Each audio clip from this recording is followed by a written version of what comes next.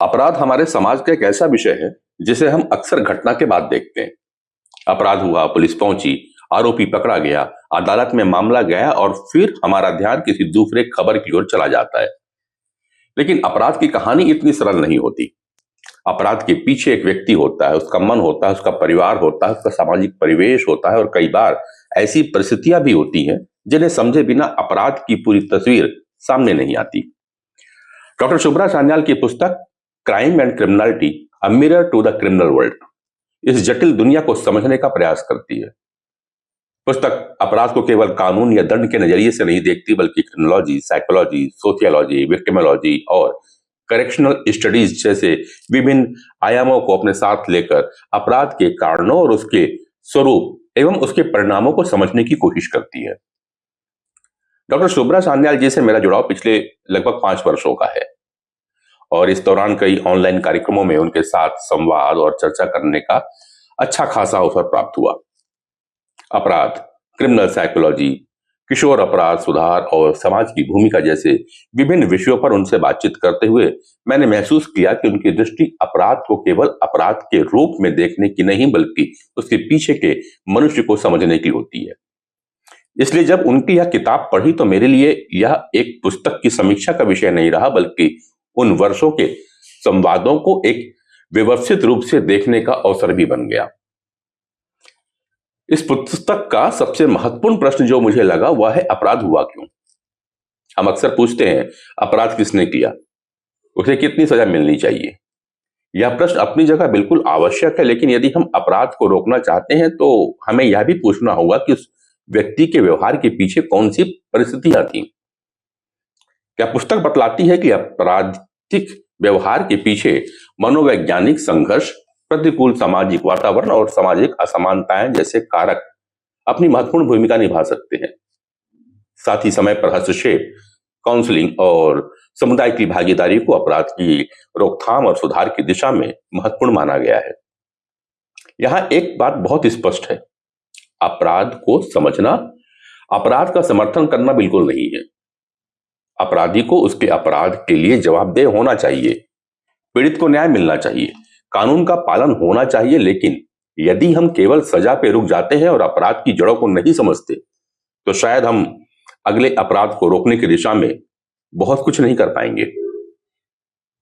इस पुस्तक की एक बड़ी विशेषता यह भी है इसका मानवीय दृष्टिकोण। अपराधी को केवल एक अपराधी मानकर समाप्त कर देने की बजाय उसके व्यवहार और मानसिकता को समझने की यहां कोशिश की गई है। डॉक्टर सान्याल का अपना अनुभव इस दृष्टिकोण को और भी महत्वपूर्ण बनाता है।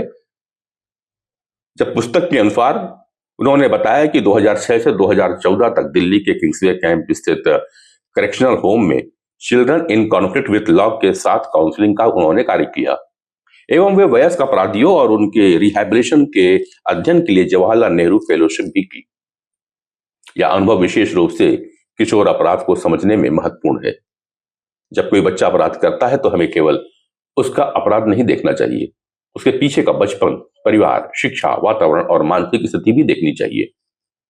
सजा जरूरी है, लेकिन जहां सुधार की संभावना हो वहां सुधार का अवसर देना भी समाज की ही जिम्मेदारी है।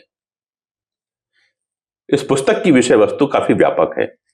इसमें criminal profiling, juvenile delinquency, crimes against women, terrorism, cyber crime, passion, subculture और ऑफेंडर रिहैबिलिटेशन जैसे विषय शामिल है। यह विषय विस्तार बताता है कि अपराध भी समय के साथ बदलता रहता है। आज साइबर क्राइम हमारे सामने एक बड़ी चुनौती है। अपराध अब केवल सड़क या घर तक सीमित नहीं है। डिजिटल दुनिया ने अपराध के नए तरीके पैदा करते जा रही है। ऐसे में अपराध को समझने के लिए तकनीक के साथ साथ मानव व्यवहार और मनोविज्ञान को समझना भी आवश्यक है। यही वजह है कि पुस्तक केवल अपराध की घटनाओं का अध्ययन नहीं कराती, बल्कि अपराध के व्यापक सामाजिक और मनोवैज्ञानिक पृष्ठभूमि को सामने लाने का प्रयास करती है। अपराध पर चर्चा करते समय हमेशा एक खतरा यह भी रहता है कि हमारा पूरा ध्यान अपराधी पे चला जाता है और पीड़ित कहीं पीछे छूट जाता है। इस पुस्तक की एक महत्वपूर्ण विशेषता यह है कि यह अपराध को सनसनीखेज बनाने की बजाय पीड़ितों की पीड़ा, जस्टिस, अकाउंटेबिलिटी और रिहैबिलिटेशन के बीच बैलेंस स्थापित करने का प्रयास करती है। मेरे विचार से यह दृष्टिकोण आज की मीडिया और सोशल मीडिया के दौर में विशेष रूप से महत्वपूर्ण है। आज अपराध की कोई भी घटना कुछ ही मिनटों में वायरल हो जाती है।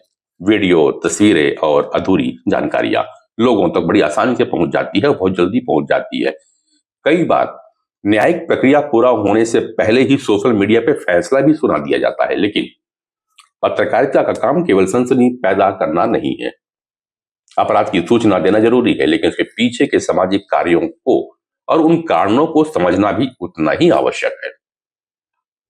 इस पुस्तक का जो उपशीर्षक है ना, a mirror to criminal world, यह अपने आप में बहुत ही अर्थपूर्ण है। आईना चेहरा नहीं बदलता, वह केवल चेहरा दिखलाता है। यह पुस्तक भी अपराध की दुनिया को हमारे सामने रखती है और हमें देखने के लिए मजबूर करती है कि अपराध के पीछे कौन से मनोवैज्ञानिक, सामाजिक और संस्थागत कारण काम कर सकते हैं। लेकिन इसे आईने में केवल अपराधी का चेहरा दिखाई नहीं देता, इसमें समाज का चेहरा भी दिखाई देता है।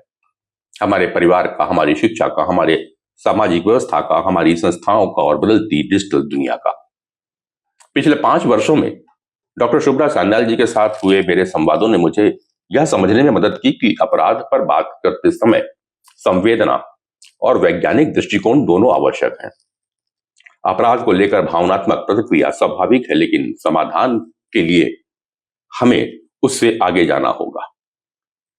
क्राइम एंड क्रिमिनलिटी या mirror to the criminal world अपराध का एक व्यापक और मानवीय दृष्टिकोण से समझने का प्रयास करती है। यह पुस्तक अपराधी की मानसिकता, अपराध के सामाजिक कारणों, पीड़ित की स्थिति, किशोर अपराध और साइबर अपराध के अपराधियों और उनके रिहैबिलिटेशन जैसे महत्वपूर्ण विषयों को एक साथ सामने लाती है। इसलिए मेरे लिए इस पुस्तक का सबसे महत्वपूर्ण जो संदेश है वह यह है कि अपराध को केवल दंड के नजरिए से नहीं, रोकथाम और सुधार के नजरिए से भी देखना आवश्यक है। न्याय जरूरी है, जवाबदेही जरूरी है, पीड़ित के प्रति संवेदना जरूरी है, लेकिन अपराध की जड़ों को समझना भी उतना ही जरूरी है। किसी अपराधी को पकड़ लेना कानून की सफलता हो सकती है, लेकिन अपराध को पैदा होने से रोक देना समाज की बड़ी सफलता होगी। शायद यही इस पुस्तक की सबसे बड़ी उपलब्धि है कि यह हमें अपराधी को देखने के साथ साथ अपने समाज को देखने के लिए भी प्रेरित करती है। अपराध की कहानी केवल अपराधी की कहानी नहीं होती, वह पीड़ित की कहानी भी होती है, परिवार की कहानी होती है और उस समाज की भी कहानी होती है जिसमें अपराध जन्म लेता है। और इसलिए क्राइम एंड क्रिमिनलिटी केवल अपराध की दुनिया का आईना नहीं, यह कहीं ना कहीं हमारे समाज का भी आईना है। किताब का सारांश और मेरे अनुभव पढ़ने के बाद मैंने आपके साथ शेयर किया है। अमेज़न पे उपलब्ध है यह किताब, आप पढ़िएगा जरूर।